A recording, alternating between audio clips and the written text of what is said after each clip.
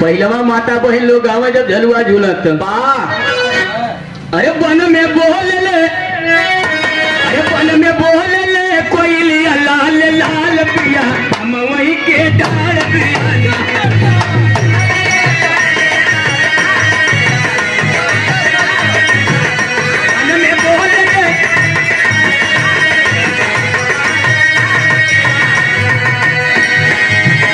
लेकिन कई तरह से कजरी गवाला लोगन गावला का गावला अब की सावनी, अब की सावन में चली सारे नाथ पिया काशी भी नाथ पिया।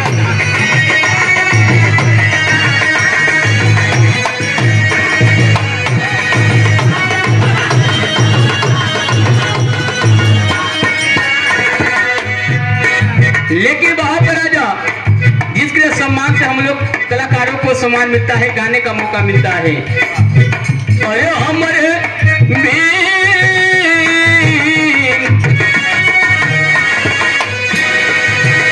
हमारे भीम जी का महिमा अपार बाटे सबूर चार बार।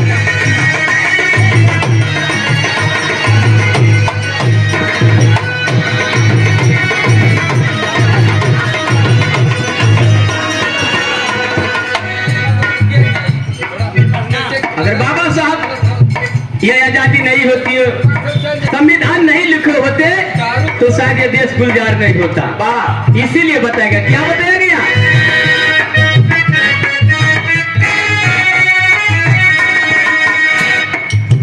साहब पहले उपकार, साहब पहले उपकार सबके बाट मोटर कार।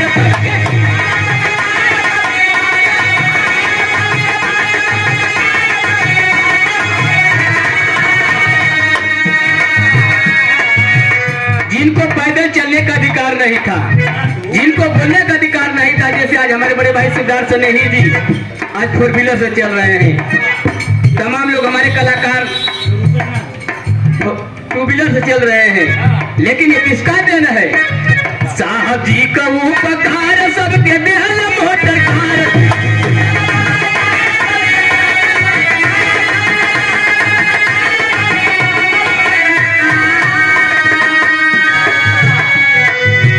सुन ले भाई सब कर विचार बा देश गुलजार वाला।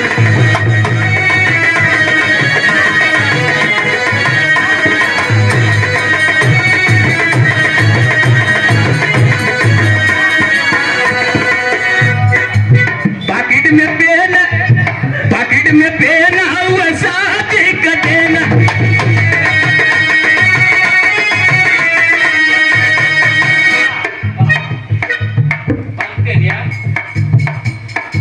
कुछ दिक्कत हो?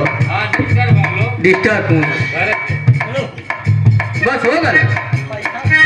पॉकेट में पेन हुआ शादी का देना।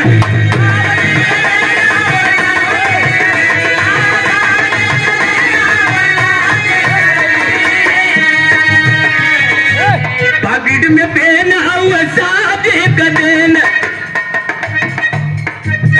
सुन ला हाथ जोड़ करके पुकार बा देश गुलजार वाला।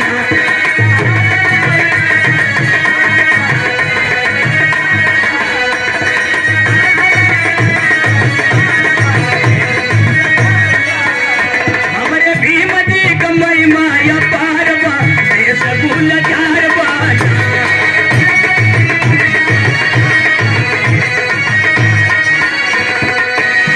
अरे गुरु है